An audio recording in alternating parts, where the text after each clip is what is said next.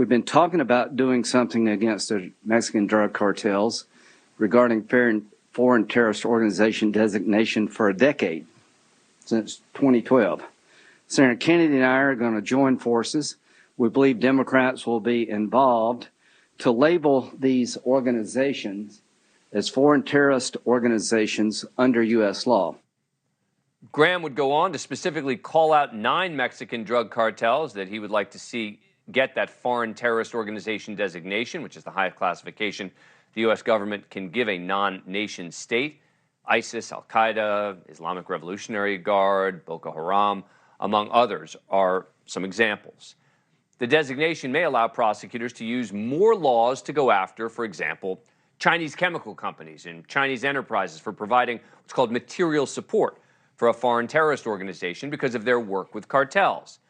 But the other part of Graham's plan is the one that would fundamentally change the equation. But I don't see how he or we can actually do it. Authorizing military action as needed to go after the cartels directly in Mexico. We're going to introduce an authorization to use military force where the United States military can go in and destroy these labs. But if Mexico will not cooperate, then we're going to have to do what's in our national security interest. But if the Mexicans don't support it, isn't that just sort of like bombing Mexico? Graham says President Biden himself set a precedent here. Bill Clinton in 2000 passed Plan Colombia. Here's what Joe Biden said. We have an obligation in the interest of our children and the interest of the hemisphere to keep the oldest democracy in place, Colombia, to give them a fighting chance to keep from becoming a narco state. Joe Biden supported Plan Colombia in 2000. Plan Colombia allowed the United States military to partner with Colombia, their military and their drug enforcement agencies, to get in on the ground and disrupt the cocaine traffic that was poisoning America back then. Fair enough, but the key sentence being the Plan Colombia allowed the United States military to partner with Colombia.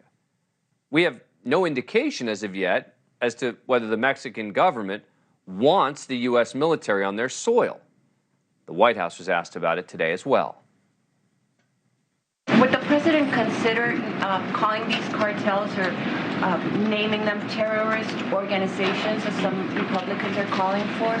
Yes, this is the FTO, the foreign terrorist organizations. Look, designating these cartels as FTOs would not grant us any additional authorities that we don't really have at this time. Well, I'm not sure that is totally true either.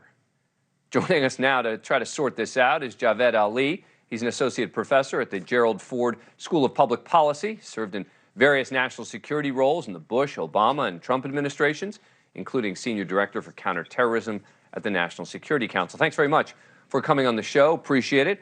All right, so let's start with the big question. Let's get this one out of the way.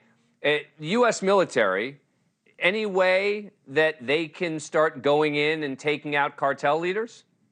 Dan, great to be with you this evening. So on your first question, currently, no, there is no authorization on the books right now that would allow the U.S. military to unilaterally engage in military operations across the border in Mexico. But that said, based on some of the things that Lindsey Graham has referenced, if Congress were to pass a new authorization to use military force, which would include kinetic operations, that would be an authority that theoretically the president as a commander-in-chief could use.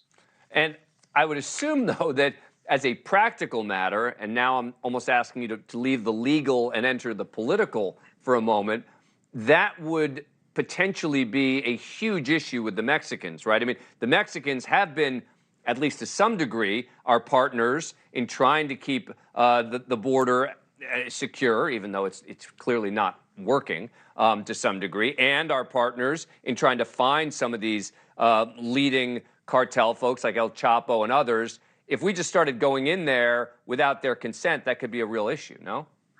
Yeah, absolutely. From an operational or a policy perspective, any unilateral U.S. operations, even if armed with the authority from Congress, one would think would do grave damage to the political relationship. Thank you for watching. Go to newsnationnow.com to find News Nation on your cable provider. And don't forget to click the red subscribe button below to get more of News Nation's fact-driven, unbiased coverage.